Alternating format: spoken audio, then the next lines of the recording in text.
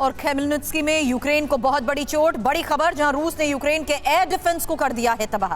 आपको बता दें, हमले में यूक्रेन का नासाम्स भी बर्बाद हो चुका है और किरिवोग्राद में भी यूक्रेन को नुकसान की खबर सामने आ रही है। यूक्रेन के एयरफील्ड पर रूस का यह हमला है। एक बार फिर से बता दें, यह सबसे बड़ी खबर है, जहां यूक्रेन के एयरफील्ड पर रूस ने इस हमले को अंजाम दिया है और किरिवोग्राद में भी यूक्रेन को नुकसान का दावा किया जा रहा है, जहां हमले में यूक्रेन के नासाम्स को बर्बाद कर दिया गया है। अब रूस के खिलाफ यूक्रेन काउंटर ऑफेंसिव 2.0 का आगाज कर रहा है।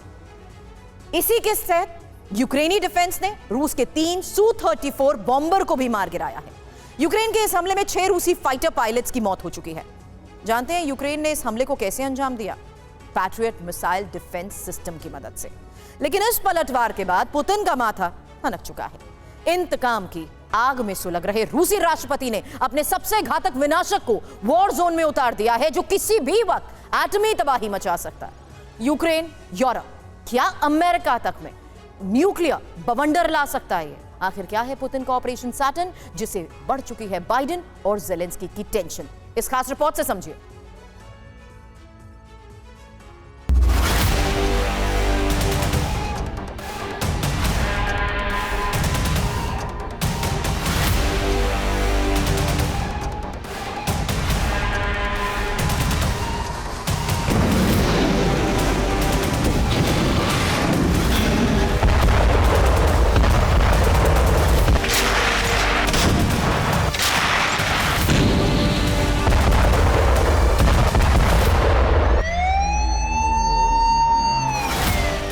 क्या रूस यूक्रेन जंग में जल्द ही एटमी हथियारों का इस्तेमाल होने वाला है?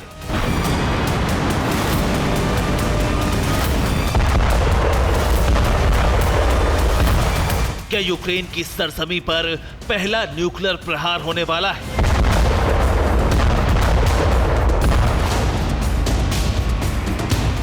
क्या यूक्रेन की राजधानी कीव परमाणु विस्फोट से दहलने वाली है?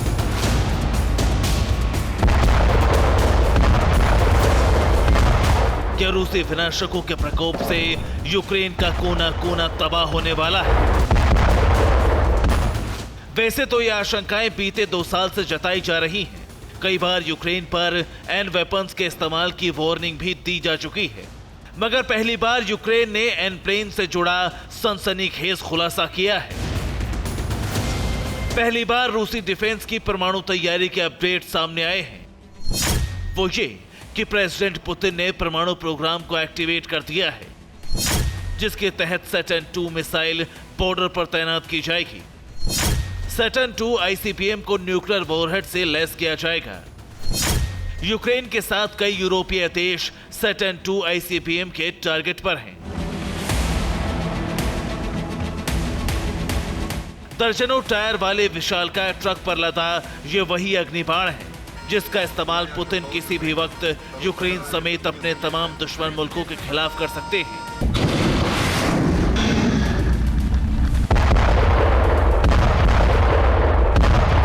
और इसका ऐलान खुद प्रेसिडेंट पुतिन कर चुके हैं, वो भी खुलेआम पूरी दुनिया के सामने।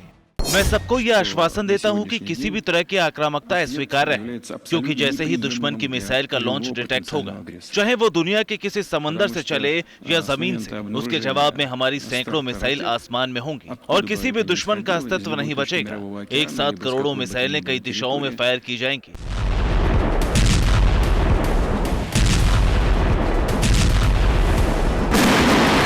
अब सवाल यह है कि अचानक ही पुतिन इतने आक्रामक क्यों हुए? क्यों यूक्रेन पर एटमी अटैक की तैयारी का ब्लूप्रिंट तैयार किया जाने लगा? क्यों RS-28 सरमत मिसाइल के परमाणु प्रोग्राम को एक्टिवेट किया गया? तो उसकी वजह है यूक्रेन का काउंटर अटैक। जी हां, यूक्रेन सेना ने रूस के 3 Su-34 बॉम्बर को मार गिराया। पैट्रियट मिसाइल डिफेंस सिस्टम से रूसी बॉम्बर तबाह किए गए। यूक्रेन के हमले में रूस के 6 फाइटर पायलट भी मारे गए।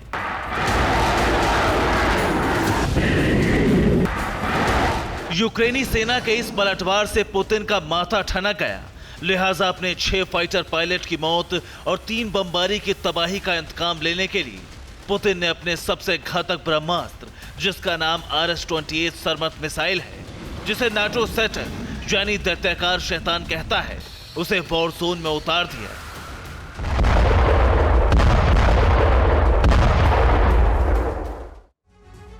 आपको बता दें, सैटर्न 2 रूस ही नहीं बल्कि दुनिया का सबसे लंबी दूरी तक मार करने वाला ब्रह्मास्त्र है। और इतना ही नहीं, सैटर्न 2 एक super heavy intercontinental ballistic missile है, जिसका कुल वजन करीब 208 मीट्रिक टन है, यानी 2,08,000 किलो। रूस की RS-28 सरमत 1 CBM करीब ICBM करीब 35 मीटर लंबी है और super heavy intercontinental ballistic missile की चौड़ाई करीब 3 मीटर तक है। इस ब्रह्मास्त्र की सबसे खास बात तो यह है कि सैटर्न 2 मिसाइल के जरिए 15 न्यूक्लियर वॉरहेड को एक साथ दागा जा सकता है। अब रूसी डिफेंस की तरफ से दावा यह किया जाता है कि RS-28 सरमत मिसाइल की मारक क्षमता करीब 16,000 किलोमीटर तक है और यह मिसाइल दुश्मन के टारगेट पर हमला करीब 25,560 किलोमीटर प्रति घंटे की रफ्तार से करती है।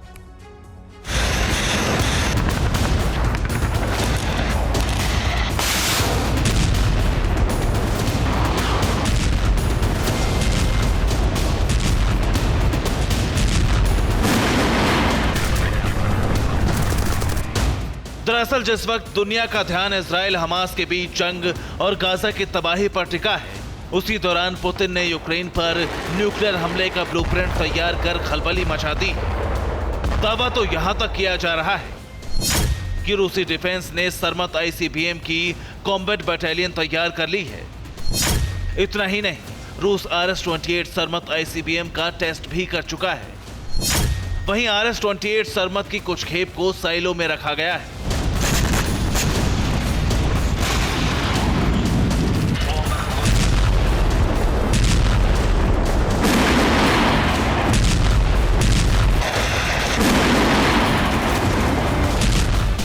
यानी अब तक रूस यूक्रेन के बीच जंग टैंक, तोप, रॉकेट लॉन्चर, लड़ाकू विमान और कम दूरी तक मार करने वाली मिसाइलों से लड़ी जा रही थी।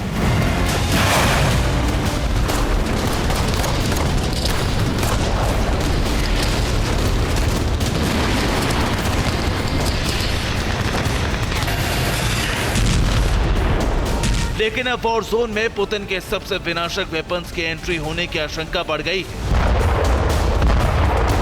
मतलब साफ है कि Kyiv to Washington, Warsaw to London हड़कंप मचना तय है। क्योंकि अब तक तो यूक्रेन और उसके मददगारों पर न्यूक्लियर हथियारों के इस्तेमाल की धमकी दी जा रही थी, मगर इस बार पुतिन ने अपने एटमी कोहराम मचाने वाले ब्रह्मास्त्र को वॉर जोन में सीधे उतार दिया है।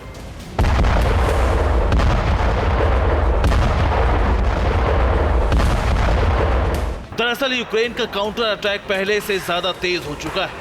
वहीं पश्चिमी देश यूक्रेन को लगातार बारूद सप्लाई कर रहे हैं और मौजूदा वक्त में रूस के जो 3 Su-34 बॉम्बर तबाह हुए, 6 फाइटर पायलट मारे गए, उसकी वजह भी पैट्रियट मिसाइल डिफेंस सिस्टम है जो मेड इन US है और इसमें इस्तेमाल की जाने वाली मिसाइल जर्मन है।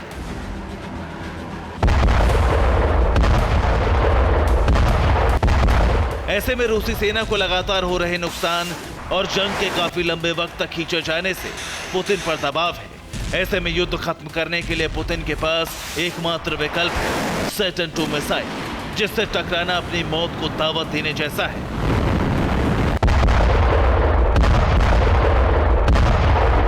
क्योंकि जमीन से लेकर आसमान तक, समंदर से लेकर ब्रह्मांड तक, धरती का ऐसा कोई कोना नहीं बचा जहां पुतिन अपने इस परमाणु अग्निबाण को नहीं दाग सकते, तबाही नहीं मचा सकते।